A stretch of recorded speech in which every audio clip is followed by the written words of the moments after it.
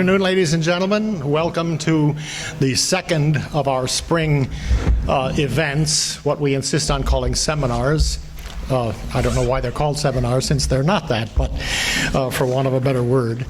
We are very pleased this afternoon to have an extremely distinguished speaker, perhaps the Dean of Students of International Relations in the United States and in the world, and that is Professor John Mearsheimer of the University of Chicago.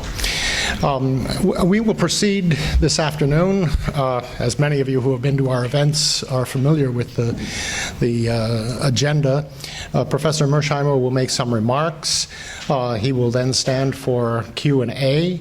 My colleague, Professor Thompson, is going to be the moderator and will assist him in regulating the questions. Again, as per usual, several of our Garfield scholars have prepared questions, and so we will recognize them so as to make sure that they get a chance to show off what they've been researching and working on by way of questions. Following this afternoon's presentation and the Q&A, we will have a reception, and then those of you who are registered for the dinner are, of course, welcome to come to Dick's Dining Hall right across the hall for dinner, and over our coffee and dessert, Professor Mearsheimer has agreed again to take some questions and provide answers, presumably. And so I do want to make one special thank you this afternoon, though, and that is to my colleague, Professor Thompson, because I don't know if I'll have an appropriate occasion later on, and it bears observing that the idea of bringing Professor Mearsheimer and really devoting this spring's attention to the subject of U.S.-China relations was largely his. He drove it. It was he who suggested the names of our distinguished guests, both Professor Mearsheimer and also Zachary Karabell, whom many of you heard in this hall a few weeks ago. He made the contacts, and so the success, I will not say the alternative, the success of this evening's program is largely due to him. Professor Mearsheimer's book, The Tragedy of Great Power Politics, helps us understand what he's going to be speaking about this evening on the title of the talk, Why China Cannot Rise Peacefully. It is a kind of response to the talk that we had earlier this semester by Mr. Karabell, who gave a presentation from this rostrum in which he argued that the high degree of integration between the American and Chinese economies was such as to create a kind of superfusion, the title of his book, and that was an event of such moment as to really render standard notions of international competition and rivalry largely passé. Professor Mearsheimer is going to present a very different attitude about such things this afternoon. There is perhaps no particular reason why one couldn't think that it's a good policy for us to trade actively and carry a big stick, but surely the two points of view do represent different skepses from which to understand the whole relation between these two great nations. So without further ado, I want to turn the microphone over to our student Shane Young, who is going to provide a more formal introduction of Professor Mearsheimer.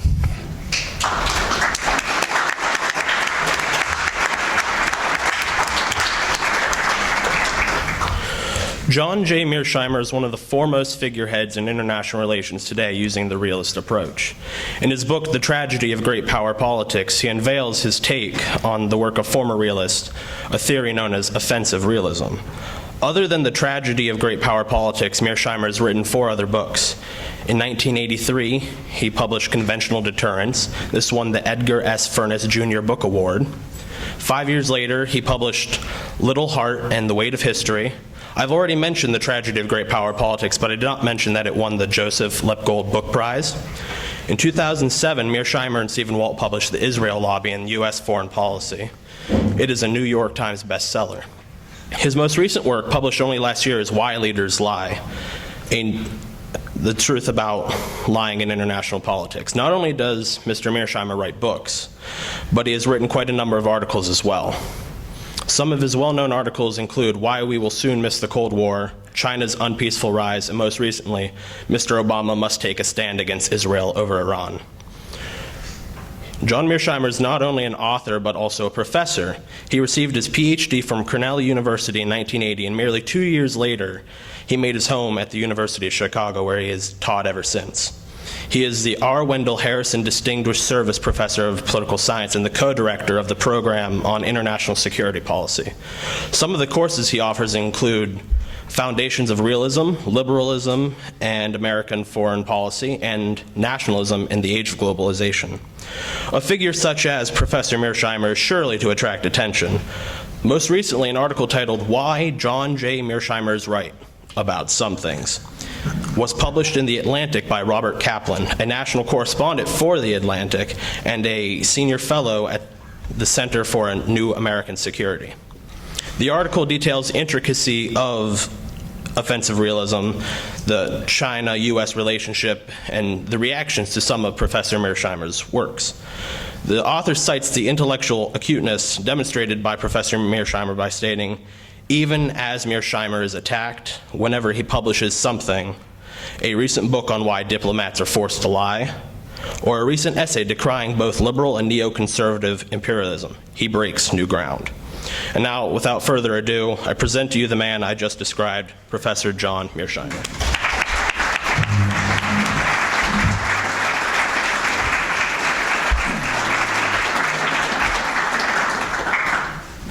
Thank you for that kind introduction. Thank you all for coming out this afternoon to hear me speak.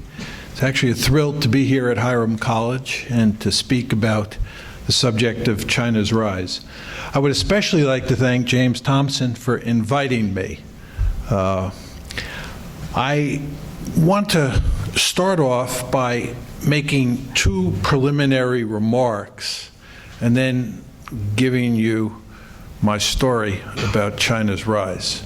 The first of my preliminary remarks is that you want to understand that I am simply assuming that China will continue to rise and eventually will turn into a giant Hong Kong. I'm assuming that China will grow over the next 30 years, something like it's grown over the past 30 years. Whether this actually happens is not clear. I've talked to all sorts of experts in China and in the United States about what China's trajectory looks like, and nobody really knows for sure. So I can't say it is going to continue to rise, or it's going to decline, or it's going to flatline. I just don't know. So what I'm assuming here is that China is going to continue to grow, and in 30 or 40 years become a giant Hong Kong. Second point I want to make to you is that the only way you can answer this question of whether China can rise peacefully is with a theory. It is a theoretical question because we have no facts about the future. It's just very important to understand that. We have no facts about the future. So you have to have a theory that explains what happens when great powers rise and what happens when great powers fall. That theory has to be able to explain past events and the present, and thus give you confidence about the future. I often run into people who say, I was in Beijing last week and I talked to person X and person Y, and I went to this institute and that institute, and after my trip to China, I'm firmly convinced that you're wrong, that China can rise peacefully. I say, this is all irrelevant. I don't care who you were talking to in China. Those people are going to be 10 feet under by the time this is an interesting question. The people you should have been talking to are in kindergarten and first grade. And even if they told you China could rise peacefully, who knows where they're going to be thinking in 30 years? So we have no facts. So you need a theory. Now, my talk, it comes in 3 parts, and it may seem as I describe those parts that they don't fit together neatly, but I can assure you, having given this talk probably 100 times, that they do fit neatly together, and you won't be left confused when I'm finished. First, what I'm going to do is I'm going to lay out my theory of great power politics. I'm going to tell you how I think the world works and how I think rising powers and declining powers relate to each other. Second thing I'm going to do is I'm going to give you a brief description of American foreign policy since 1783, when the country finally gained its independence from Britain. And I'm basically going to make the argument there that contrary to all these liberal stories you hear about American foreign policy, the United States has actually behaved in rather brutal ways over time.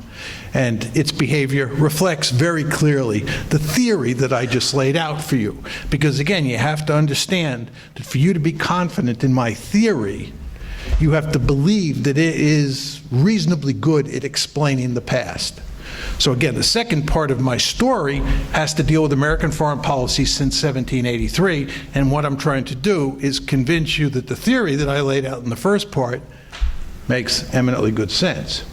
And the third part of the story is I'm going to talk about China, and I'm going to talk about how China is likely to behave as it turns into a giant Hong Kong. And not surprisingly, I'm going to make the argument that the Chinese will imitate the Americans. And I'm also going to talk about how America and China's neighbors are likely to react to China. And of course, the story I tell you in the third part about how America is likely to react has to square with the story that I tell you in the second part about the history of American foreign policy from 1783 up to the present. Okay? So let's go to the theory. My theory of international politics, as most of the students in the audience know, is based on 5 simple assumptions about the world. And I think that each one of those assumptions individually is not very controversial. But what you do is you take those 5 assumptions, you put them into the blender, you hit the on switch, and you mix them up, and you get a pretty nasty world. Now, what are the 5 assumptions?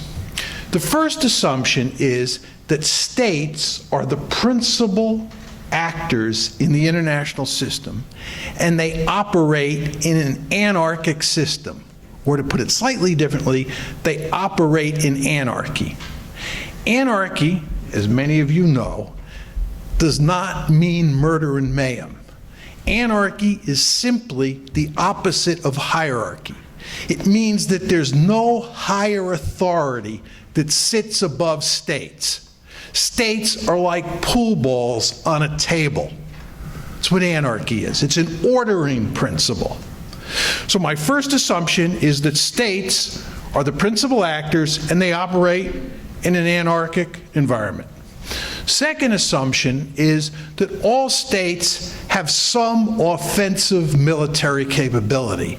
They have some ability to attack their neighbors. Obviously, how much offensive capability a state has varies across space and time.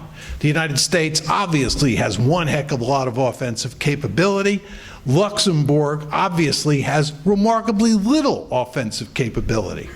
But as long as states are comprised of human beings who have feet and hands, individuals in any state can walk across the border into another country and use their hands to strangle people on the other side. So all states have some offensive capability. Third assumption, which is a very important assumption, has to do with intentions. As many of you know, in international politics, we discriminate between capabilities and intentions. Remember what my second assumption was. My second assumption says states have some offensive military capability. Third assumption has to do with intentions. Here, the argument is you can never be certain about the intentions of other states. This is not to say you can be certain that other states have malign intentions. It's simply to say you can't be certain that they don't have malign intentions. Now, why is this the case? The problem is that intentions are hard to see and measure because intentions are in people's heads. During the Cold War, when we used to assess the Soviet threat, you could count how many SS-18s, how many attack submarines, how many armored division equivalents they had, because these were material entities that were out there in the open for us to see and count.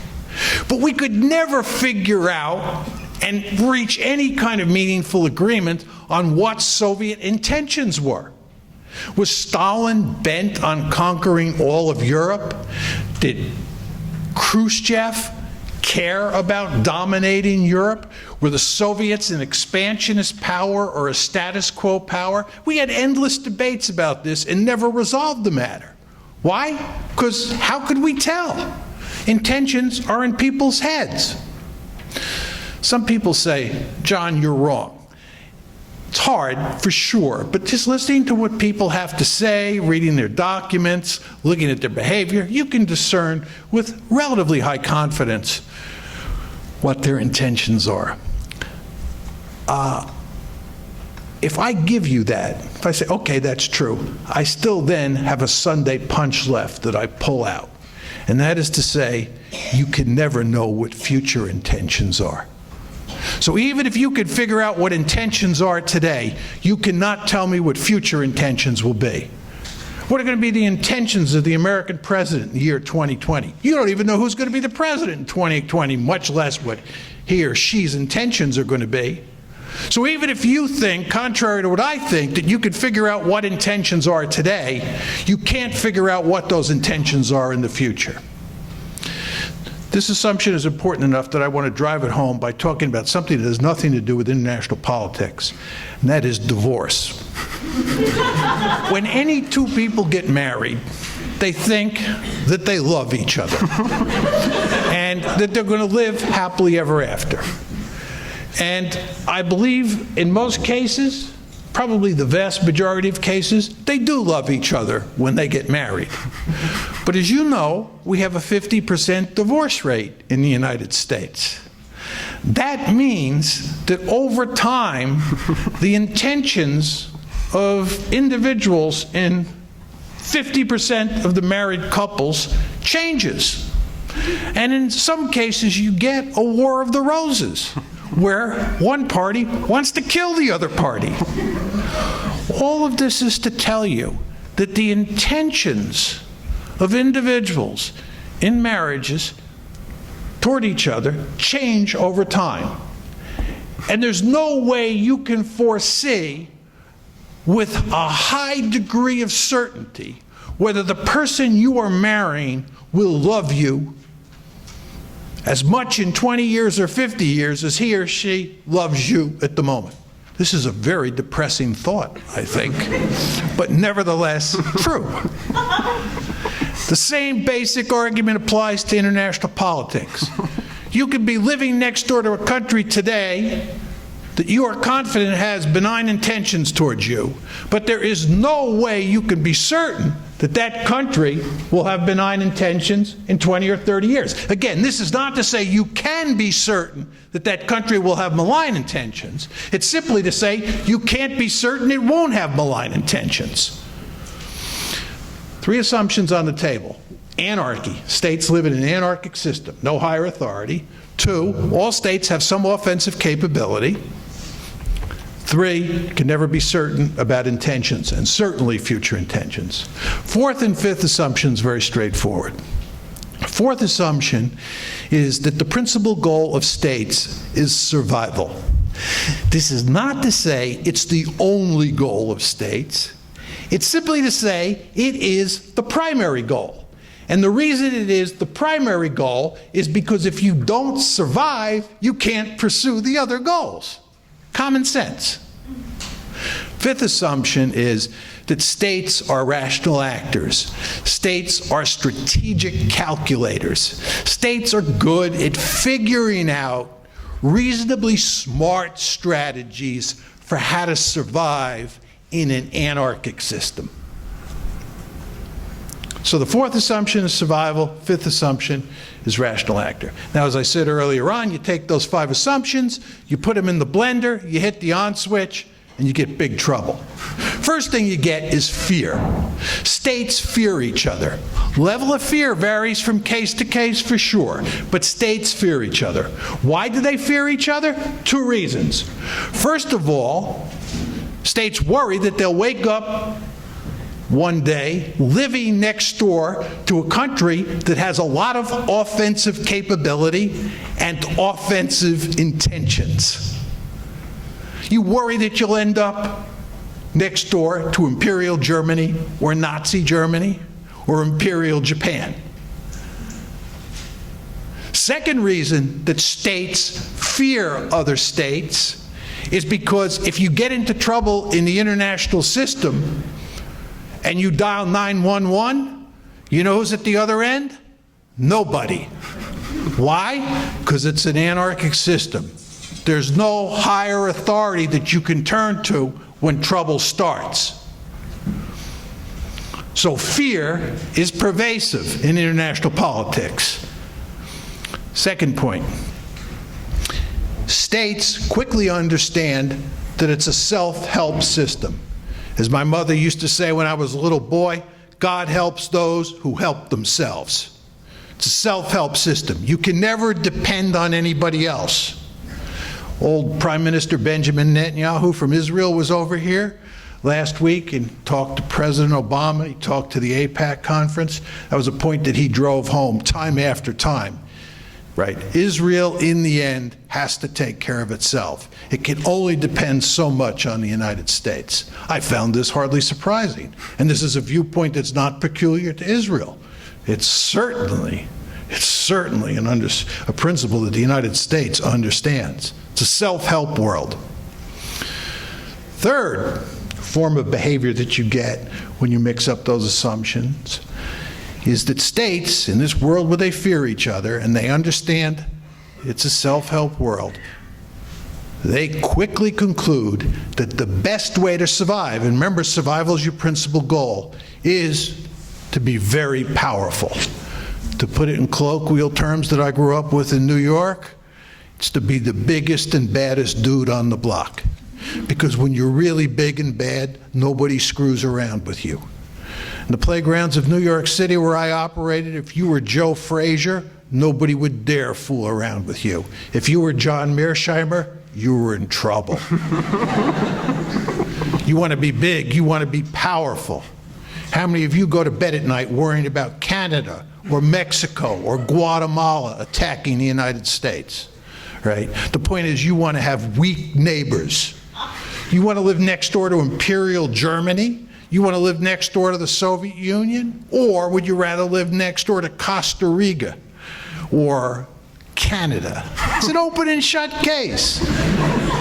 So you never think about this, but the point is you want to be the biggest and most powerful state in the system. To put it in social science speak, you want to be a hegemon. You don't want to be a hegemon because you're a bully or you like beating up on other states. That's not my point. My point is that the best way to survive in an anarchic system where you can never be certain about the intentions of other states is to be a hegemon. Because then nobody can fool around with you. Because then you're Joe Frazier. It's the best way to survive. Makes good sense, I'm sure, to almost all of you. Now, let me unpack what it means to be a hegemon. And this is very important. I do not believe, given the size of the planet and given all the water on that planet, that any state can be a global hegemon. The planet is just too big. And I believe, by the way, one of the reasons the United States has gotten itself into a whole heck of a lot of trouble since the Cold War ended is because it lived under the illusion that it could be a global hegemon. Can't do it. What you can do is be a regional hegemon. You can dominate your region of the world. In the American case, we dominate the Western Hemisphere. Imperial Germany tried to dominate Europe. Imperial Japan tried to dominate Asia. You can dominate your area of the world. So, my first line of argument is that states seek regional hegemony. My second line of argument is that they want to make sure that they do not have a peer competitor. That means, in plain English, they want to make sure that no other state dominates its region of the world the way, say, the United States dominates the Western Hemisphere. Now, the question you want to ask yourself is, why don't we relax about the rest of the world? Why do we care about peer competitors? Why do we want to make sure that no other country dominates its region of the world the way we dominate the Western Hemisphere? The answer is that that country would then be free to roam. Now you're saying to yourself, what is he talking about, free to roam? Most of you have never asked yourself this question, I'm sure. Why is it that the United States is wandering all over the globe, sticking its nose in everybody's business, telling every country it can do this, it can do that, using military here, there, and everywhere? Why is that the case? One of the principal reasons is because we are free to roam. And we are free to roam because we have a hemisphere that's filled with militarily weak countries that do not challenge us. We have no security threats on our home front, so we are free to roam. Our great fear is that if a country dominates Europe or Asia, or both, which we refer to as Eurasia, that country will be free to roam, and it will roam into our backyard. And we don't want anybody roaming into our backyard. I'll talk more about this in a few minutes. What you want is you want countries in Europe and countries in Asia to have to worry about threats in their own region. So they are concentrating first and foremost on their own region, and they are not free to roam.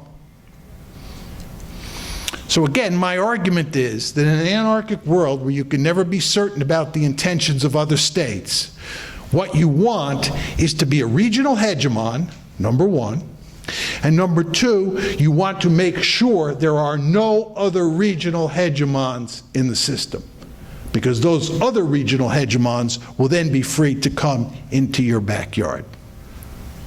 That's my theory. Now, let me go to the second part of my talk and talk about the history of American foreign policy. When the United States finally gained its independence in 1783, it was comprised of 13 measly colonies strung out along the Atlantic seaboard. Over the course of the next 100+ years, the United States marched across the continent, murdered huge numbers of Native Americans, stole their land, went to war against Mexico, and stole from Mexico what is now the southwest of the United States, invaded Canada in 1812 because we thought that Canada should be incorporated into the United States. Indeed, we had our gun sights on Canada for much of the 19th century. Have you ever wondered why Ottawa and not Toronto is the capital of Canada? It's because the Canadians expected us to pay a return visit, and they knew Toronto was very close to the American border, and they didn't want their capital being overrun by the United States, so they put it in Ottawa instead of in Toronto. We would have moved into the Caribbean and probably into Mexico and stolen more territory down there and made that part of the United States. The only reason we didn't do it was because of the slavery issue. As most of you know, There were huge numbers of slaves in the Caribbean because of the sugar industry, and the northern states in the United States did not want any more slave-holding states admitted to the Union. We had a voracious appetite for conquering territory, and we were perfectly willing to murder huge numbers of people who got in our way. It's no accident that Adolf Hitler admired us greatly. He said, "This is a country that knows how to create Lebensraum." He was correct. Second thing that we did was we got the European great powers out of the hemisphere. In 1823, old President James Monroe told the European great powers in so many words that you're not welcome in this hemisphere. This is our hemisphere. We're going to throw you out. We're not powerful enough to throw you out now, but we're eventually going to throw you out. And when we throw you out, we're not going to let you back in. Some of us in the audience are old enough to remember when the Soviets used to put troops in Cuba during the Cold War. It drove us stark raving crazy. Who are these people to put troops in our hemisphere? This is unacceptable. We run the Western Hemisphere. Other great powers from places like Europe and Asia are not allowed to come into this hemisphere with military forces. This is not acceptable. It's what the Monroe Doctrine is all about. What I'm telling you is that the United States went to great lengths to create regional hegemony. We finally achieved it in roughly 1900. One, through Manifest Destiny. Manifest Destiny is where we marched across the continent and created what is today the continental United States. And number two was with the Monroe Doctrine, which is where we threw the European great powers, all of them, out of the hemisphere and told them they were not welcome here. That's what American foreign policy was all about. We went out of our way, we meaning the Founding Fathers and their successors, to create a very powerful state in this hemisphere, and for good old-fashioned security reasons. And by the way, the Founding Fathers and their successors were well aware of the great dangers of allowing the United States to break up and to form two different great powers that would then compete with each other. It's one of the reasons, by the way, we moved from the Articles of Confederation to the Constitution. We wanted to create one consolidated single state that dominated the Western Hemisphere for security reasons. As I told you, great powers, according to my theory, have a second mission in life, and that is to make sure that you have no peer competitors. Fortunately, during the 19th century, when we were creating regional hegemony, there were no peer competitors either in Europe or in Asia. But by the early 20th century, soon after we had achieved regional hegemony, the first potential peer competitor appeared on the scene. That was Imperial Germany, followed by Imperial Japan, followed by Nazi Germany, and then followed by the Soviet Union. As all of you know, the United States played a key role putting all four of those potential peer competitors on the scrap heap of history. We intervened in World War I at the critical moment to help finish off Imperial Germany, and then we went to great lengths to defang it via the Versailles Treaty in 1919. We played the key role in defeating Japan in World War II, and we played a secondary role in defeating Nazi Germany in the Second World War. And then, of course, we played the principal role in containing the Soviet Union during the Cold War, and when it looked like the Soviet Union was about to go down the toilet bowl, we ushered them down it. And when the Cold War ended, the first Bush administration, this is George H.W. Bush, made it very clear that we were number one in the world and we planned to stay number one. Of course, we rarely talk like that because we've come up with all this liberal poppycock that's designed to convince Americans and people all around the world what a noble country we are and how we never do anything bad, and it's only those other countries that cause trouble, and if they were all just like us, we'd live happily ever after. But you're all sophisticated enough to know that that is poppycock. That's not how the way the United States operates. The United States is a ruthless great power. It always has been, and it always will be. Right? So we played a key role. We played a key role in destroying those four potential peer competitors, and as I said, we went to great lengths to establish hegemony in this hemisphere. Now, this brings us to the third part of my talk. How do you think China will behave as it turns into a giant Hong Kong? Well, my argument is very simple. It's going to behave just the way the United States has behaved over time. And by the way, the Chinese would be crazy not to behave that way, for the same reason we would have been crazy not to behave the way we did behave. I want to ask you, do you think that China is going to be interested in making sure that it is the most powerful country in all of Asia? Of course it is. If you say to the Chinese, you have two choices. You can live in a world where Japan is 4 times more powerful than you, or you're 4 times more powerful than Japan. Which one do you take? It's not even an interesting question. The Chinese remember what happened the last time they were weak. The Chinese, by the way, are real realists. Right? I have real trouble in the United States when I talk to audiences because liberal ideology has so thoroughly infected the minds of most Americans that many of them have convinced themselves that that's how the world works. But when I go to China, as I say when I get up before audiences, it's good to be back among my people. I can't even read my own name in Chinese. Culturally, I'm a fish out of water. But in terms of how you think about the world, the Chinese are my kind of people, right? They understand what happens when you're weak. It's very dangerous to be weak. They have a deep-seated interest in being very powerful, as they should. So you can rest assured that they're going to go to great lengths to maximize the amount of relative power that they control in Asia. What about the Monroe Doctrine? You think the Chinese are going to be happy about the fact that the United States operates right off their coast with the American Navy, with American aircraft? You think that's not going to bother them? It bothers us. Drives us stark raving crazy, as I told you. But it's not going to bother them, right? My mother told me when I was a little boy, what's good for the goose is good for the gander. And that applies here. I'm China, I'm big, I'm powerful. I'm going to do everything I can to push Uncle Sugar as far away as possible. And if I can get Uncle Sugar all the way out of Asia, I'll do it. I don't think they'll eventually be able to do it, but I think they'll try. Same way we had the Monroe Doctrine. Don't you think they're going to have a Monroe Doctrine? Oh, by the way, do you know that the Japanese in the 1930s had a Monroe Doctrine of their own? Surprise of surprises. The Japanese didn't like the Americans or the Europeans running around in their backyard. Of course not.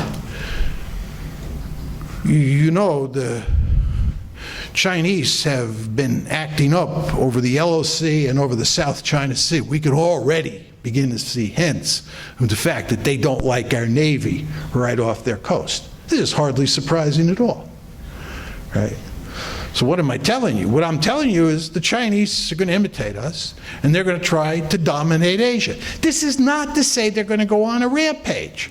As you know, we're not going on a rampage here in the Western Hemisphere. We're not, sort of rearing up the engines to take over Mexico or Guatemala or Brazil. It's not what you do. What you do is you dominate. You write the rules. America writes the rules. And we tell people you obey the rules or you'll pay a god-awful price. Most of you students are too young to remember when Boutros Ghali ran the United Nations. He got uppity with us. He wouldn't follow our rules. We threw him out on his ear and put in Kofi Annan. We write the rules at the UN.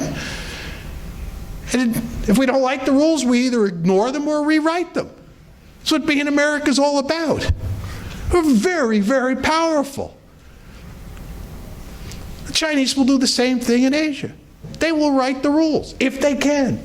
Again, we're assuming they become a giant Hong Kong. They're going to throw their weight around the same way we throw our weight around. I don't know how many of you have been to Latin America. Go down there and talk to people in those countries about how they view the United States. They don't think we're this wonderful liberal country that most Americans think we are, because they're at the other end of the rifle barrel. And it looks a lot different when you're at the other end of the rifle barrel. Anyway, so my point to you is the Chinese are going to try to dominate Asia, according to my theory.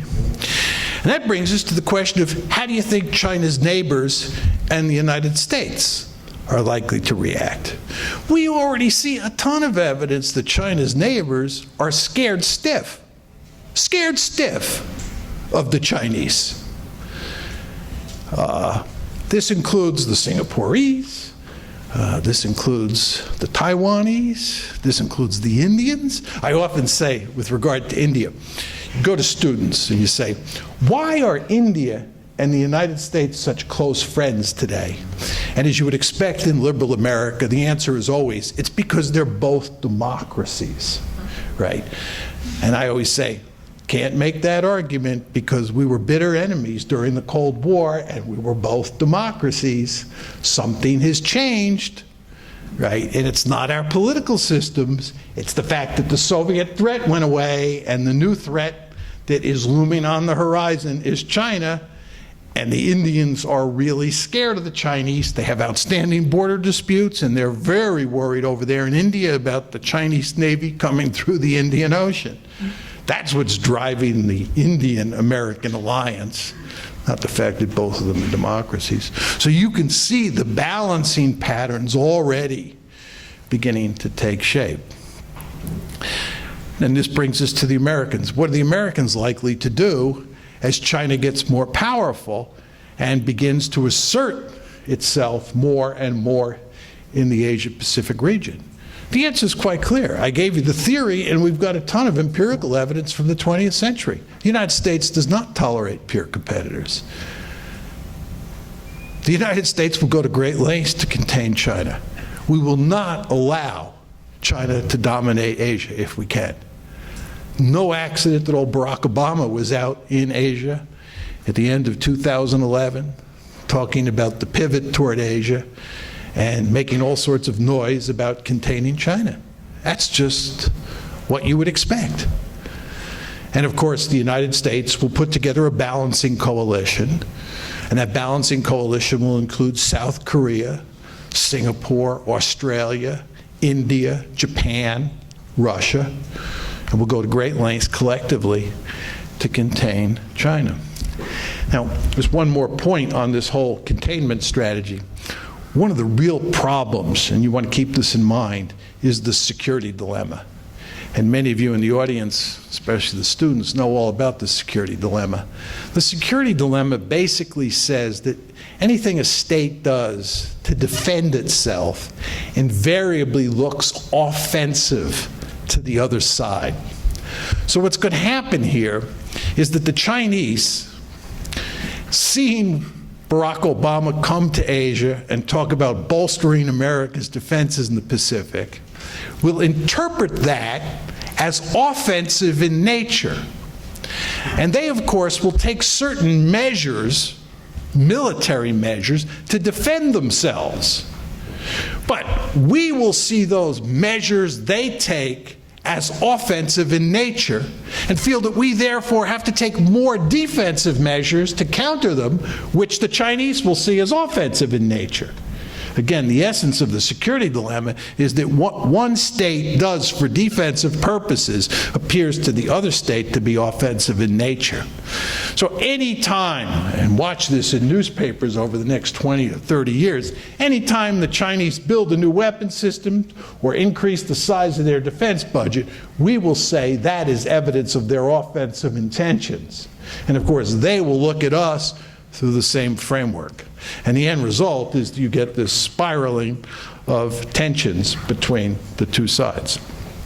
So, my bottom line is that if China turns into a giant Hong Kong, it will imitate the United States, and it will attempt to dominate Asia the way the United States dominates the Western Hemisphere.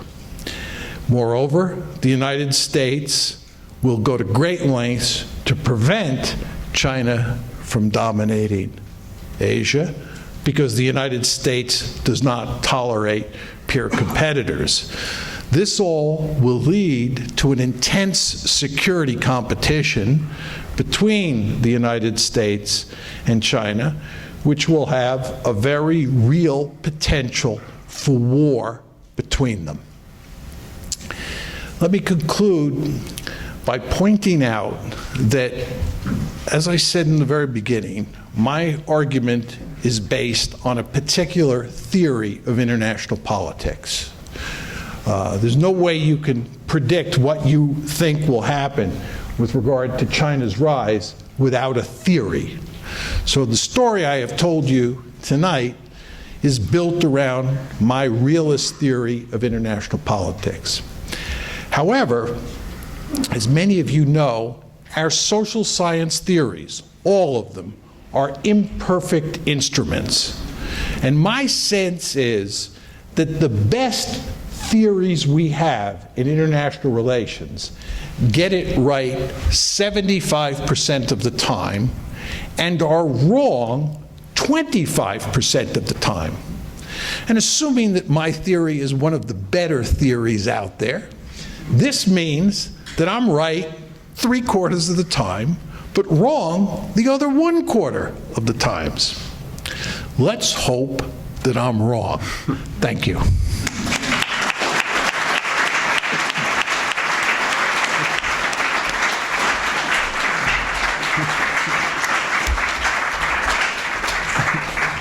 All right, well, we're going to open it up for question and answer period. Before we do that, though, I'd like to start with a request for Dr. Mearsheimer. I come to actually tell you a story that I first heard when he came to Notre Dame and got up in front of a huge audience of real Catholics and told them that the Catholic Church is no longer a serious institution. And I can prove it to you by my experience with this nun that taught me when I was in grade school that determined my outlook on life, and I would love for you to tell them that story. Oh, my Sister Camilla story? The Sister Camilla story. God. I went to Catholic school in New York City, and this is a sort of parable about realism. But I went to Catholic school in New York City, and every day at about 2 o'clock in the afternoon, we had recess. And you could go out on the playground under two different sets of circumstances. The first set of circumstances is where you went out there with just the other students in the class and without Sister Camilla. The alternative was all the students went out and Sister Camilla went out with us, okay? So it was with or without Sister Camilla. And I actually loathed Sister Camilla. She was about 4'9". She had surely been trained in a Nazi concentration camp. And there was just nothing about her I liked. Nevertheless, every day I prayed. Those were the days when I prayed. I prayed that Sister Camilla would go out on the playground with us. Now, the question is, why did I want Sister Camilla to go out on the playground with us? It was because when Sister Camilla was out there, the bullies on the playground would leave the rest of us alone because they understood that we had a 911. Sister Camilla. It was hierarchy with Sister Camilla, and it was anarchy without Sister Camilla. You understand? And on that playground, most of the kids were fine, but there were a handful, you can picture this, I'm sure, a handful of dinglings or bullies, right, who wanted to sort of, punch or hit the rest of us. And when Sister Camilla was not there was nothing that we could do to protect ourselves, really. But when she was there, all you had to do was wander close to her, and the bullies would leave you alone.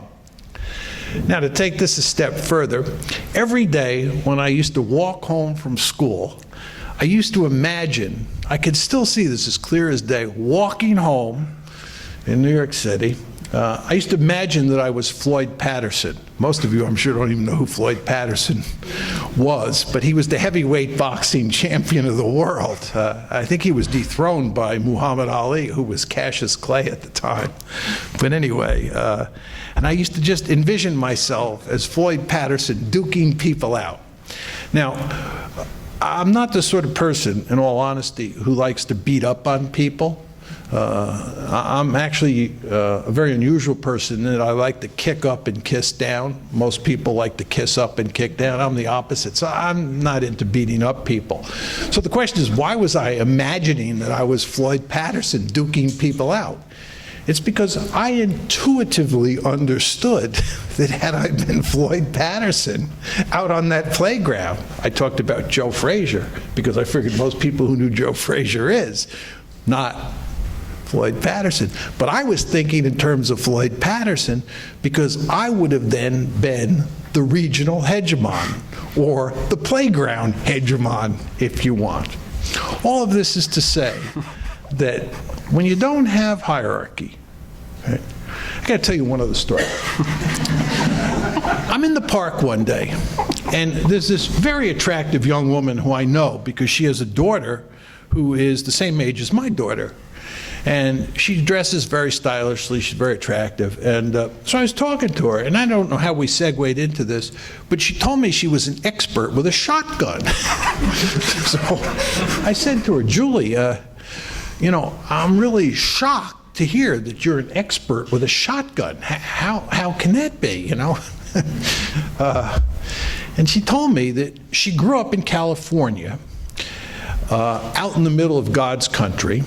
And this is like the 1970s, very early 1980s, before there were cell phones, and her family had no telephone at the house. And she was one of 3 girls, and her father was a truck driver. And he would often go on long drives where he would disappear for 3 or 4 days, right, doing his business, and his wife and 3 daughters would be left alone in the middle of God's country. He understood, of course, that if a bad guy came to the house at night, they would be defenseless. So the only way to solve that problem was to get shotguns and teach them how to use shotguns. And to tell them that if anybody came around and looked like they were going to threaten them, they should shoot first and let God sort out the bodies. Right? It was that sort of thing. And that's how she became an expert with a shotgun. Now, you laugh at this. See, it's very easy for Americans to laugh at this and think it doesn't make any sense. But if you live out in the middle of God's country and there's no hierarchy, there's no police, there's no lawyer you can call, right, then learning to protect yourself, learning to be powerful, learning to have the great equalizer, a gun, really matters. You ever thought about why, when you're doing drug deals in the south side of Chicago, you bring a gun with you? You don't think I bring a gun with me when I do a drug deal? Of course I do. If the other guy stiffs me, what do you think I'm going to do? Call my lawyer? Or call the police? I'm in the middle of a drug deal. It's going bad. Send over a couple cop cars. Right? It's the same thing my grandfather did during Prohibition when he was doing alcohol. Right? He always brought guns with him. You laugh, but this is why Milton Friedman, by the way, this is why Milton Friedman wants to legalize drugs.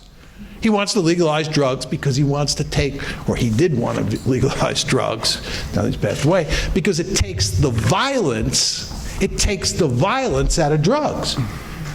As long as, you see, as long as drugs are illegal, there's no 911. There's no higher authority you can turn to. So you bring guns. This is basic realist logic.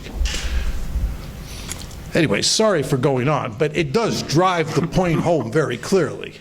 So we could do questions or we could do more stories? No more stories. It's his fault. Okay, so we have the Garfield scholars who have a bunch of questions prepared, and if a couple of them want to congregate near the microphones, we can start that.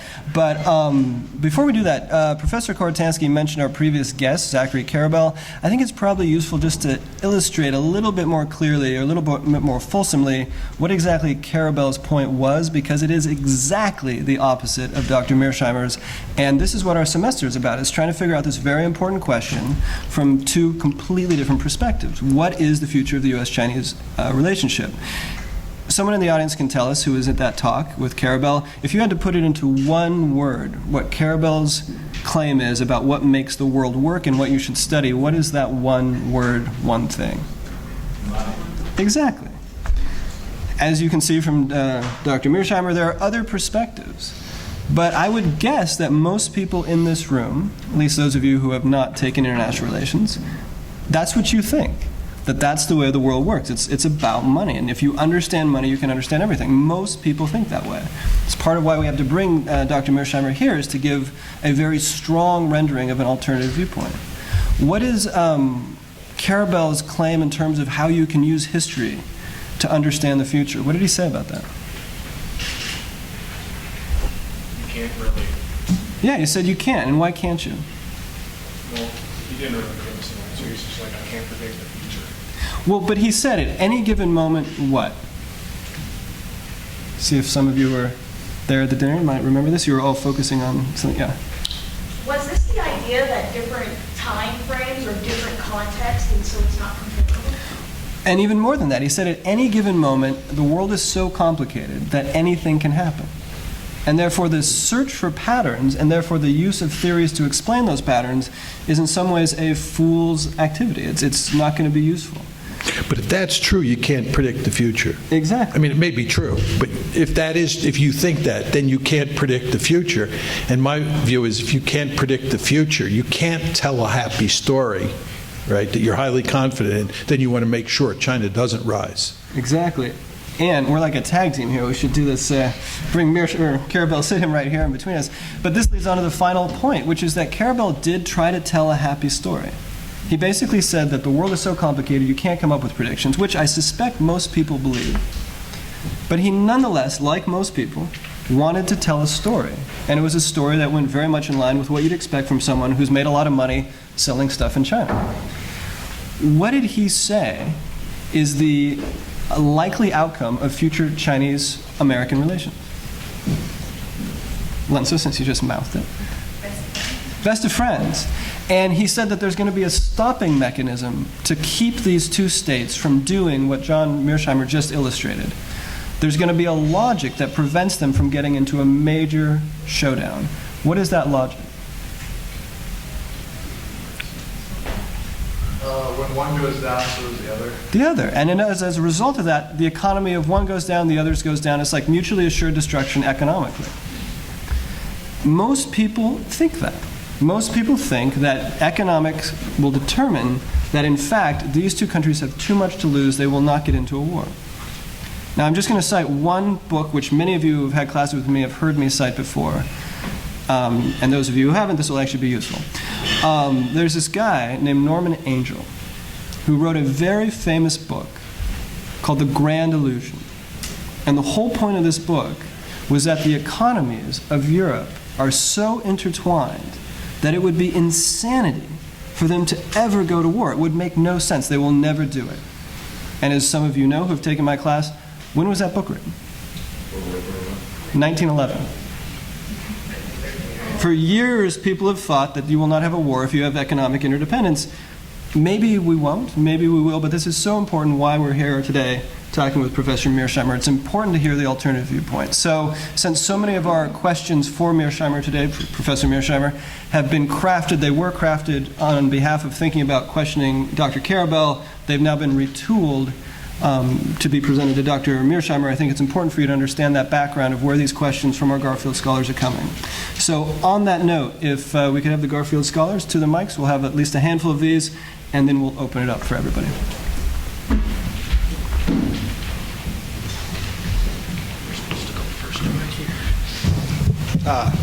Thank you, Dr. Mearsheimer, for coming and talking to us. And what I'm interested in is you say that the United States is going to not allow China, if it can, to become a regional hegemon, I guess you would say. Would it do that via economic power, which we basically just lambasted as being useless? Would it do it via hotspots like the Soviet Union and the United States did, or would it do it via an all-out war? Just on economics, I'm not arguing that money or wealth doesn't matter. As any good realist knows, economic power is the foundation of military power.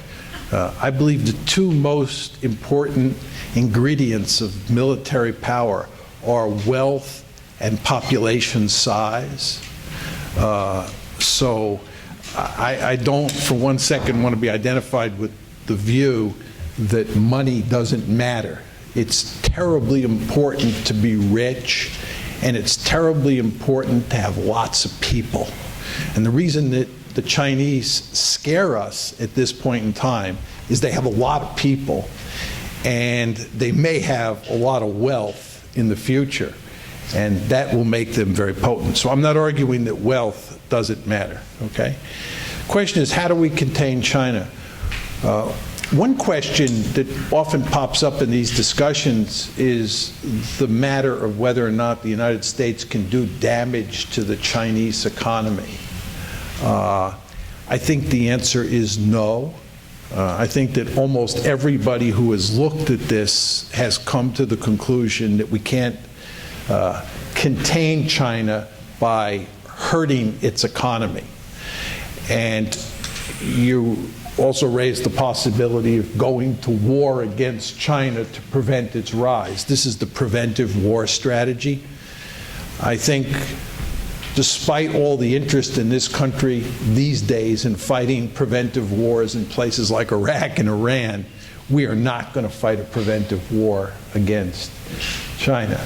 I think the strategy that we will end up pursuing is a straightforward containment strategy similar to the one that we pursued with the Soviet Union during the Cold War. We will put together a balancing coalition of states, right? It will be the United States in a leadership position, Japan, India, Russia. I gave you the states before.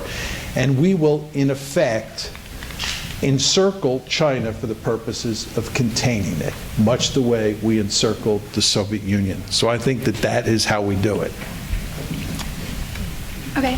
My question is more along the lines of the United Nations and what kind of role they'll play in the struggle between the influence of China, because as you said, currently the United States has the main influence in the United Nations. However, in the Security Council, they both have veto powers. I wanted to know if you thought that the United Nations might be used as a pawn during the struggle.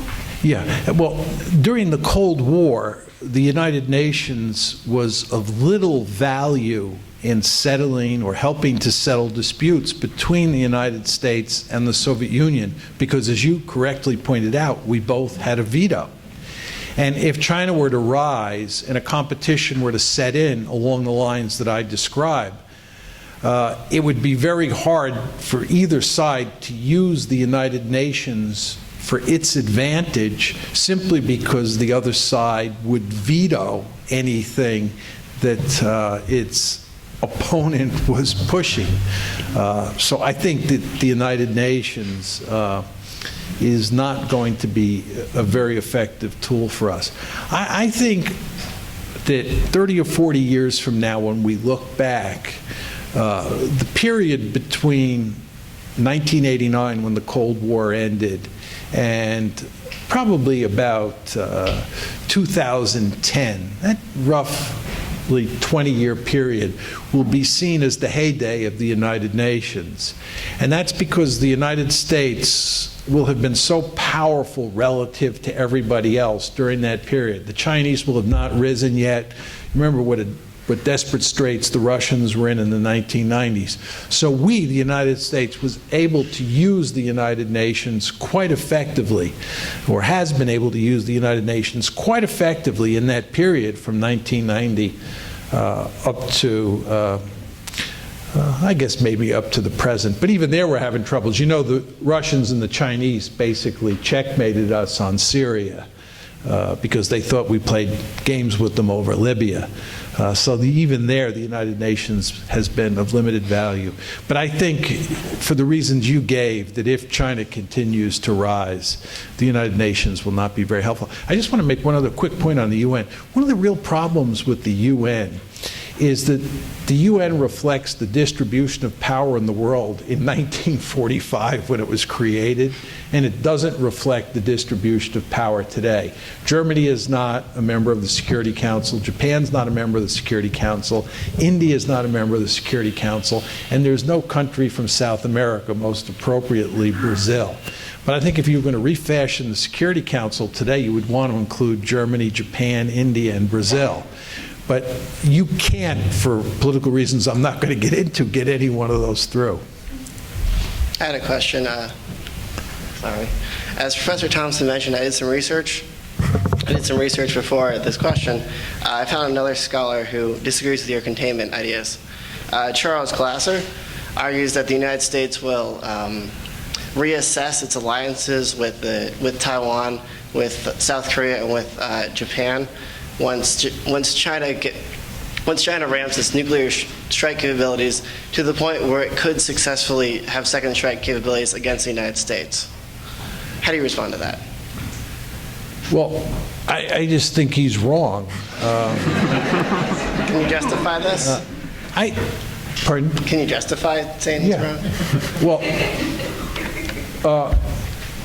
the argument that I think one of the strongest arguments against me, James talked about economic interdependence theory, which is one of the primary liberal theories of international politics. That's one argument against me, economic interdependence theory. I think another argument, and this is, I think, the Glaser argument, you can correct me if I'm wrong, that nuclear weapons make it extremely unlikely, if not impossible, for the United States and the Soviet Union to fight a war. And therefore, yeah, there'll be a security competition, but it'll be a low-grade security competition. Right? As long as the United States and the Soviet Union have nuclear weapons, they're not going to fight each other. Did I say the United States and the Soviet Union? Yeah. As long as the United States and China have nuclear weapons, they're not going to fight each other. We saw this in the Cold War, right? Nuclear weapons are game changers. They're game changers, okay? Just a couple points. One is that Charlie Glaser argues that we should basically abandon Taiwan. And the reason that Charlie says we should abandon Taiwan is that he understands it's a hot-button issue that has no comparison with anything we saw in the Cold War. Sometimes people say the controversies over Berlin are similar to the potential controversies over Taiwan. Most people who look carefully at that say, no way. Taiwan is a hot-button issue par excellence. So the Glaser view is to get rid of our alliance with Taiwan.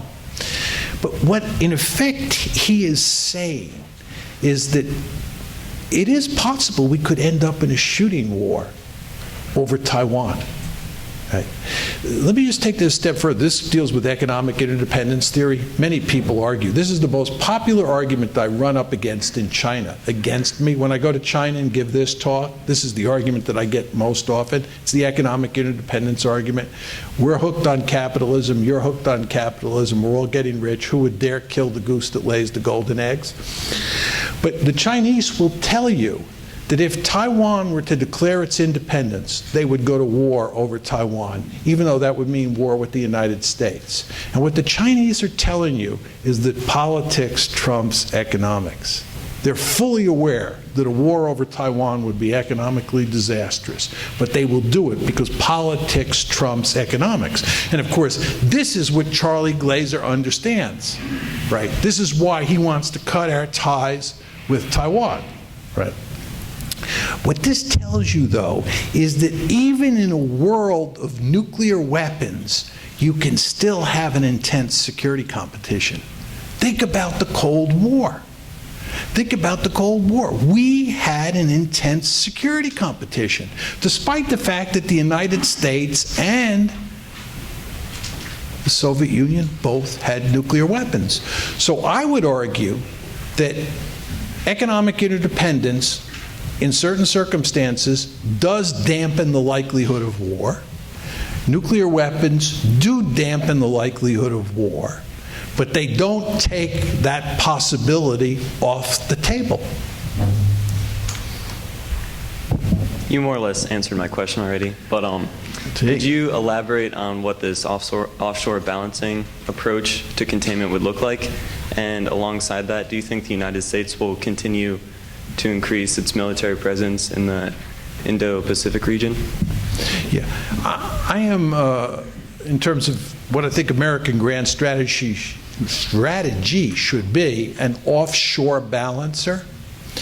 And that is to say, I believe that the United States should not physically station troops in the Persian Gulf or in Europe or in the Asia-Pacific region unless there is a potential hegemon in the region that cannot be checked by the local great powers. Okay? Let me just give you an example. Most of you are too young to remember this, but up until 1968, the United States did not build military forces to fight in the Persian Gulf. We depended on the British. That's from 45 to 68.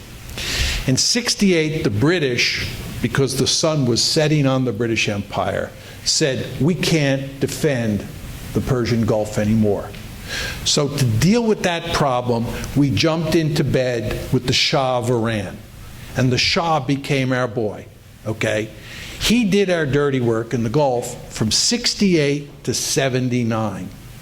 In 1979, the Shah was overthrown. Remember, Ayatollah Khomeini comes to power. And furthermore, in 1979, the Soviets invaded Afghanistan, which is right next door to Iran. This scared the living bejesus out of us, right? The Shah's gone. He was our principal bulwark in the region. And it looked to us, incorrectly, but it looked to us at the time like the Soviets were on the march.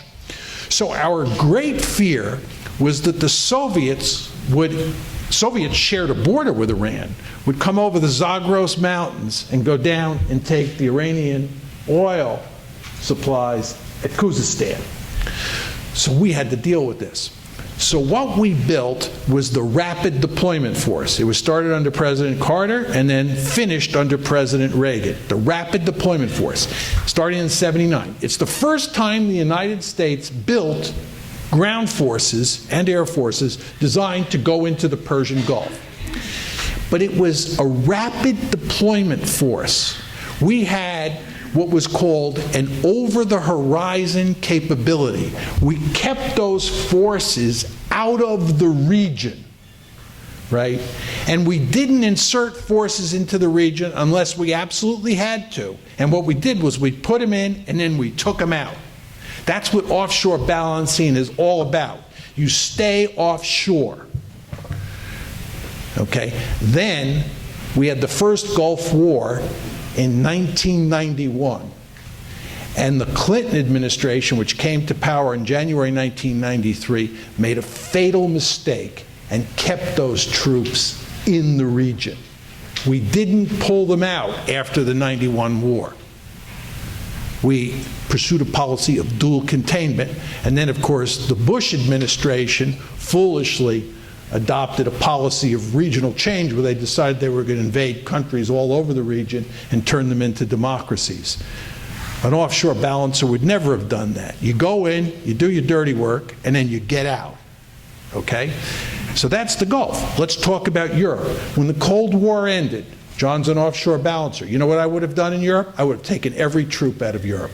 There'd be no troops in Europe. And I would have spent the money on building in Cleveland, building in Chicago, building highways, building infrastructure in the United States. I don't defend people who are fully capable of defending themselves. I go to Europe and it enrages me when I see all the beautiful infrastructure they have here, and take into account that we're spending all this money defending Europeans who are rich and capable of defending themselves. Right? I'm an offshore balancer. There's no potential hegemon in Europe. I'm out. Okay? So that's what an offshore balancer is. But this then brings us to Asia. Right? An offshore balancer says that if in a particular region there's a potential hegemon that the locals cannot contain, you have to go onshore for the long term. This is what happened in the Cold War. In 1945, Germany is decimated and cut into 3 or 4 pieces. Britain is exhausted, France is exhausted, and the Red Army is sitting in the middle of Europe, having just defeated the Third Reich, the Wehrmacht. Right? There's no way that the United States cannot remain in Europe and play the principal role over the next 45 years of containing the Soviet Union. The offshore balancer has to come onshore. So what's the situation in Asia? I think that there's no way that Japan, Korea, India, and Russia can contain China by itself.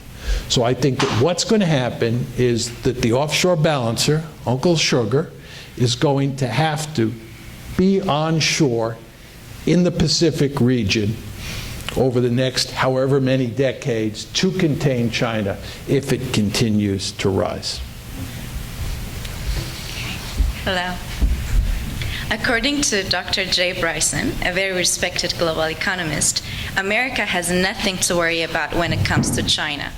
To back up his argument, he says the average Chinese will not live as good as the average American for at least a century. If indeed the decency of citizens' life is a representation of power, then how does America still consider itself powerful when more than 45 million Americans live on foodstuffs? 2/3, that is 65.6% of four-year undergraduate students graduate with lots of debt. More than 12.5 million Americans are jobless. Considering all these facts about America, how do you find Dr. Bryson's argument?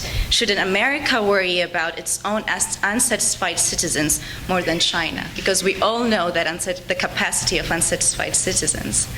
So what do you think about that? Well, I do think that the United States has fundamental problems. I think that's pretty clear. I live in the south side of Chicago, and I've sent my kids to public school over time. And the public schools in Chicago and in almost all central cities in the United States are terrible.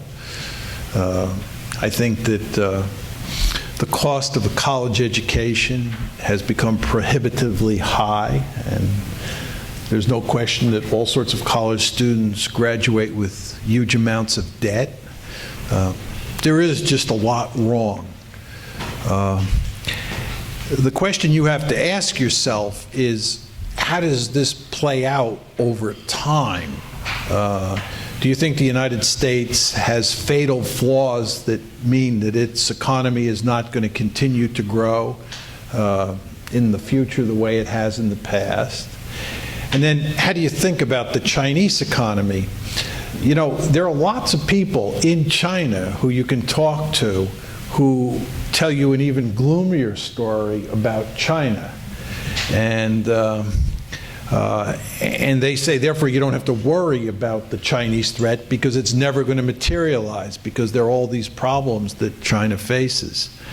I don't have a good answer as to how to think about fixing America's problems, or whether they're going to be fixed or not, or to what extent. And the same thing is true with regard to the Chinese. I'm actually quite bullish on America's future, in large part for demographic reasons. I'm a big believer that demographics really matters. And when you look at our demographic projections, we're really in very good shape, and almost everybody else is in terrible shape. If you look at our three principal competitors from the 20th century, Germany, Japan, and Russia, all three of them are shrinking populations. All three of them are shrinking, declining populations. The average woman in those countries has well under 2.1 babies, which is replacement rate. Japan has the most rapidly aging population in the world. Demographically, we are in excellent shape. We just passed 300 million people, and most projections put us out somewhere between 400 and 500 million people in the year 2050. Indigenous American women have almost 2.1 babies, and we have immigration on top of that. So in terms of numbers of people, we're really in good shape, and that matters greatly for all sorts of reasons. If you look at China, by the way, as you know, China has a one-child policy. Many Chinese experts believe that starting about 2020, maybe 2025, that problem is going to begin to manifest itself in a big way. Their age pyramid is going to look more like this than like that, and that's going to have all sorts of economic consequences. So I think we're in good shape demographically. And I mean, hopefully we'll straighten out some of these other problems. I'm not sure.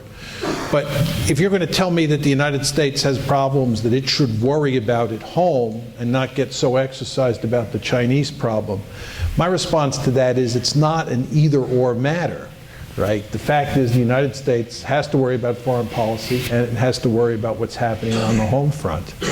And given the way that we have behaved as a country both on the foreign policy front and on the economic front over the past at least 10 years, there is real cause for concern. I often say to people that the biggest puzzle I find these days is this: how can a country that has as much intellectual capital as we have, how could we have so badly screwed up the economy and screwed up foreign policy over the past 10 or 20 years? It's really quite remarkable when you think about it. It's not like we're dealing with a bunch of dummkopfs down in Washington, or at least people who on paper don't look like they're dummkopfs, right? I mean, you got all these people with PhDs and law degrees from the fanciest universities who've been trained in all the best places on the planet, right? And they've completely screwed things up. Economists? I mean, who believes anything an economist says anymore, right? You know, we have all these Nobel Prize winners running around the University of Chicago and assorted other elite universities. How many of those people predicted the tsunami that hit us in 2008? Invading Iraq? I mean, was there ever a crazier idea than invading Iraq in 2008? And if you're going to invade Iraq, not planning for what you're going to do after you topple the regime? This is crazy. Doing that before you finish the job in Afghanistan? The Bush Doctrine, have you ever read the Bush Doctrine? This is like crazy, right? The idea that you're going to promote democracy in the Middle East at the end of a rifle barrel? We have a rich literature in international relations that tells you that promoting democracy under any circumstances is one of the most difficult tasks on the planet. The idea that you're going to do it at the end of a rifle barrel? Wow, this is amazing. How could people think you could do that? Is it any surprise? Not to me, that we're in the mess we are in today. So all this is to say, I do worry about the United States sometimes. But I think in the end, mainly for demographic reasons, we're in pretty good shape. And since power is relative and our competitors don't look like they're in really great shape either, I think we'll eke through. All right, I think we'll do one more question from a Garfield Scholar, then we'll open it up to everyone else. So. Okay. In Aaron Friedberg's The Future of U.S.-China Relations is Conflict Inevitable, Friedberg comes to the conclusion that the contradictory... Could you talk into the microphone, please? Oh, sorry. In Aaron Friedberg's The Future of U.S.-China Relations is Conflict Inevitable, Friedberg comes to the conclusion that the contradictory theories proposed by realist pessimists and liberal optimists are equally plausible. Hence, both states will continue to grow in economic interdependence and international institutions, as well as in military power and fear of the other state. In turn, the fundamentally mixed character of the U.S.-China relationship will not change very much. In other words, the opposing factors are of equal strength. How do you respond to such a claim? Well, look, just because a security competition builds between the United States and China does not mean that there will be no economic intercourse. As he pointed out, there was a huge amount of economic intercourse before World War I. A huge amount of economic intercourse. There was great economic interdependence in Europe before 1914. The rivals were trading with each other.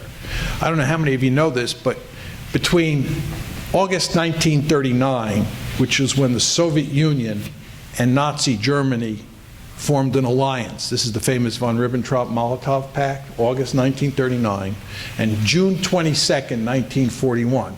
That's when the Germans invaded the Soviet Union. There was a huge amount of economic intercourse between Germany, Nazi Germany, and the Soviet Union. Right? And in fact, as the Wehrmacht was driving into the Soviet Union on June 22nd, 1941, they were passing German trains going into the Soviet Union and Soviet trains coming out going towards Germany. Great deal of economic intercourse. So if Friedberg's point is that we're going to have a lot of economic intercourse between the United States and China and between China and Japan, even though they're rivals of one sort or another, I think that is basically correct. We're not going to cut China off.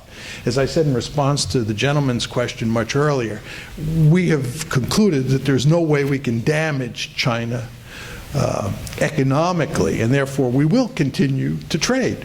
But the question you have to ask yourself is whether or not you think there will be situations along the way where politics trumps economics, and politics means a conflict, like a possible fight over Taiwan, a possible fight over Korea, a possible fight over the South China Sea or the Senkaku Islands. I mean, there are just all sorts of flashpoints out there where you could have a conflict, a shooting war between China and the United States, or China and Japan over the Senkaku Islands, that trumps those economic considerations. That's the question you have to ask yourself.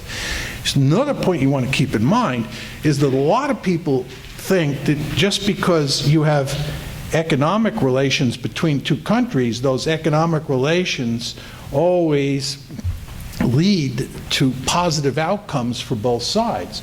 But sometimes economic competition leads to economic crisis or economic conflict, which then spills over into the military realm.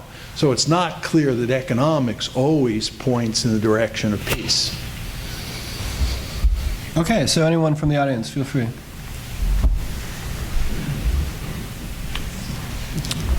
Just as a commentary on these alliances in China, I was in World War II as an aerial gunnery instructor on B-29s in Alamogordo. I think most people have heard about it.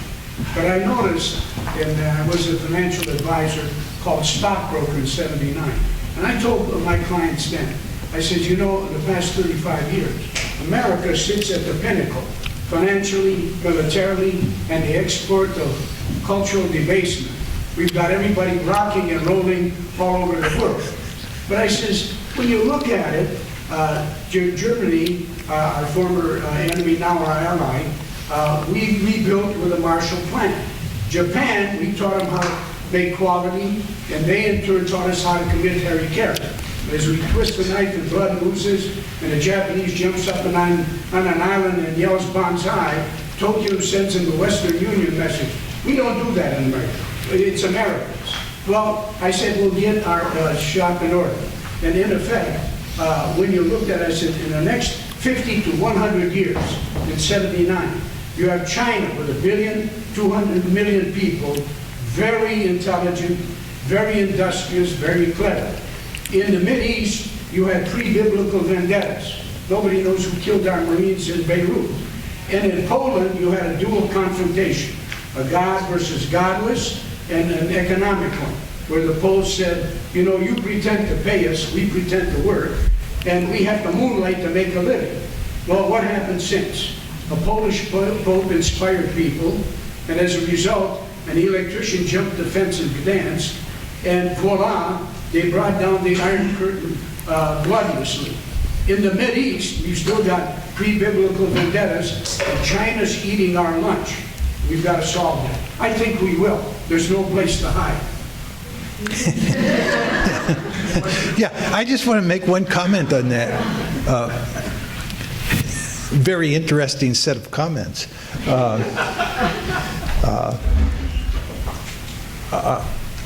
When I go to China, I always tell the Chinese that the smartest thing they can do is tell the Americans that the global war on terror is very important to them, the Chinese, and that they're counting on the Americans to win the wars in Afghanistan and Iraq, and they can't leave until those wars are over with.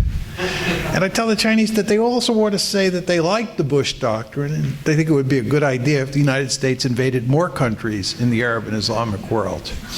Because as long as the United States is pinned down in those ridiculous wars, grinding its military into the ground, the Chinese are sitting on the sidelines and flourishing.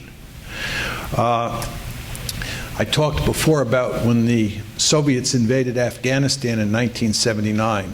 Most Americans, certainly in the world I operate in, were aghast. Oh my God, the Soviets are on the march. This is a disaster. We were caught with our pants down. We're in so much trouble now. I had exactly the opposite view. I said, this is wonderful news. They invaded Afghanistan. Are you kidding me? You know what happens to anybody who invades Afghanistan? Vietnam. French were there, finished off in 1954 at Dien Bien Phu. And of course, in 1964, 1965, when we were thinking of going into Vietnam, Charles de Gaulle, who was then the leader of France, told us, do not go into that country. We've been there, we've done that. It is nothing but trouble. But being fools, we went into Vietnam, right? Finally got out, for all intents and purposes, in late 72, early 73. And then, of course, Saigon fell in 75. Then the Chinese, who had aided the Vietnamese against us, were stupid enough to invade North Korea in 1979. They got their snouts whacked, right? One of the things I learned as a young man, I was in the American military from 1965 to 1975, which was coterminous with the Vietnam War. As I was telling James, I went in the American Army as an enlisted man in 1965, June 1965, a few months after the Marines landed at Da Nang in March of 65, and I got out in August 75, right around the time Saigon was falling. I remember that war very well. One thing I learned is stay out of countries like Vietnam, Iraq, Afghanistan. You go into those places, you're going to get your snout whacked, right? And I think just getting at what you were saying, we have remarkably foolishly got ourselves into a whole slew of wars. The idea that we're thinking about starting a war with Iran now is like hard to believe, right? But from a Chinese perspective, this is manna from heaven. Your principal adversary is grinding his military into the ground in these hopeless wars, right? And furthermore, you understand that we have to then rely very heavily on the Chinese in Asia to help us with all sorts of problems. The North Korean nuclear problem, we depend on the Chinese to help us there. Taiwan, if the Taiwanese get uppity at all and start hinting that they're interested in independence, we land on them like a ton of bricks. Why? The last thing we need is another crisis, certainly one in Asia. We've got enough of them in the Persian Gulf. So I think if the Chinese are smart, what they will encourage us to do is just keep fighting wars. You all understand, right? We have been at war for 15 of the 22 years since the Cold War ended. We have been at war for 2 out of every 3 years since the Cold War ended, and there is no end in sight. This is not good. You had made the comment before that we have brilliant people in this country, and we have the best Congress that money can buy. And that's an old expression. But I would like to have your comment on the fact that today the political process is literally being weighed down by economic interests in Washington. Massive quantities of money buying privilege and buying the system and gaming the system. How dangerous is that? Yeah, I agree with the thrust of what you say. I tell students we don't live in a democracy, we live in a kleptocracy. Right? I really can't add much to what you say. Right? Interest groups, as most of you know, from the beginning, interest groups have wielded significant weight in the American political system, just given the way it's set up. You go to any other democracy in the world, interest groups don't have as much power as they do here in the United States. But we've reached the point where money is so important in the political process that interest groups that have lots of money can basically dictate policy, and the average person has really little influence over how things turn out. There are lots of people who feel like you and I do, and it is very depressing. The system is broken. There's no question about that.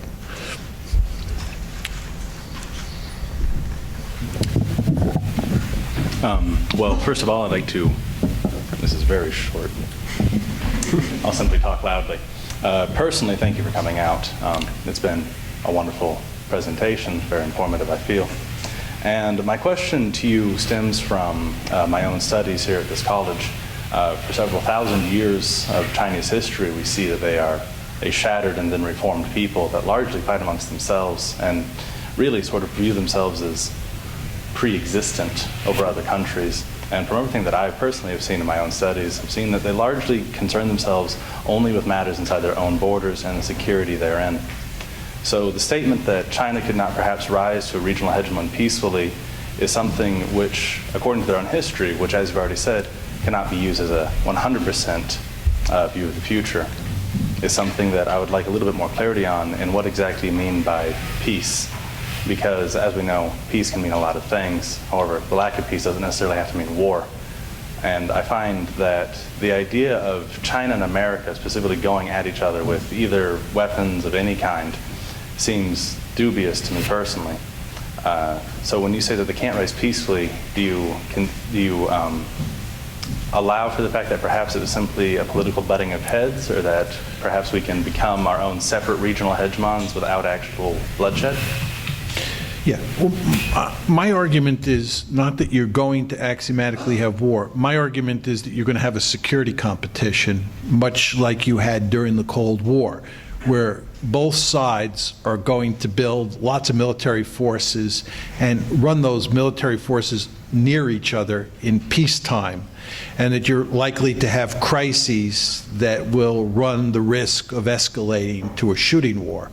And I think it is possible that you will actually have a shooting war. If anybody's interested, I could tell you my stories on why I think a shooting war is more likely in the Chinese-American case than it was in the Cold War. But my basic bottom line is that you're going to have a security competition. You're not going to have peaceful relations. Peaceful relations in my lexicon is where you don't have a security competition. If you look at France and Germany today, they live in peace. There's no security competition between France and Germany. If you look at the Cold War, you didn't have a shooting war, but you had a security competition. So that's sort of what I mean. A couple comments on China's history, and I'm going to turn to James to let him answer it in a bit more detail than me. But when I go to China, I hear three arguments as to why I'm wrong. I've given this talk in China many times, and the three arguments that you hear most prominently are economic interdependence theory. The second argument is the one that you made in a slightly different form, which is to say, the Chinese like to say, we're a Confucian culture. We're very peaceful. We're very defensively oriented. We're not interested in hegemony and offensive behavior like you Westerners are. I always say to the Chinese, you know, I've heard that argument before. We call it American exceptionalism. And then the third argument you hear in China is that we're not going to rise, and therefore the problem is never going to present itself. Okay? I think your reading and their reading of Chinese history is wrong. And why don't you give them the synoptic version of what Chinese history looks like that you gave me in the car today? Well, I'll give a little bit of background to this. There is another mind that's been looming in the background of this discussion about U.S.-China relations, and that is the mind of Henry Kissinger, who recently wrote a book on this topic called On China. And Kissinger's argument is that China essentially was what you just echoed there. It's China's unique. It has a history of seeking to establish a certain realm of control beyond which it will not go. And as such, if the Americans are sophisticated in terms of their diplomacy, they can recognize that desire on the part of the Chinese and then accommodate it just enough so that the Chinese get enough of what they want, the Americans can get what they want, and as a result, we might avoid a conflict. And basically, Kissinger's argument is that Chinese history is sui generis, it's unique. They are a specific culture that behaves in specific ways. Now, a couple of the Garfield scholars and I had a chance to meet with Kissinger when he gave a talk in Pittsburgh last semester. We then had a correspondence with him over email and post-mail. I sent him my analysis of his argument, which I basically said is very interesting and utterly incorrect, to which he then replied, to my surprise, very nicely, and said, "Oh, you know, thank you very much for your comments." And his basic assumption, or said his basic argument, is that China and the United States can get into a war, but we don't have to. That's essentially his claim, and his "we don't have to" claim is resting on this idea that China is unique. I can give you my rendition of Chinese history. I think it reads rather differently, but I mean that's a whole other topic. But I would say that there are multiple ways to interpret Chinese history. Certainly, my reading of it would suggest that there are reasons to think By the way, just a point of clarity, I don't agree with everything that John Mearsheimer says. There are lots of different disagreements, but on this point... I'm shocked. That's right. How can that be? I know. I failed. That's right. That's right. The night is young. So, on this point, I think you could apply the analysis of peoples trying to establish control as much as they can over time, over as much space as they can, to that history, and you'll see a pattern recurring again and again. So, and I'll stop talking. By the way, there's a whole book on this subject written by a graduate student of mine. His name is Yuan Kang Wang, and I can give you the site for it. It's Columbia University Press, where he debunks the argument that you were articulating. On that note, I think we're done for now. Thank you so much.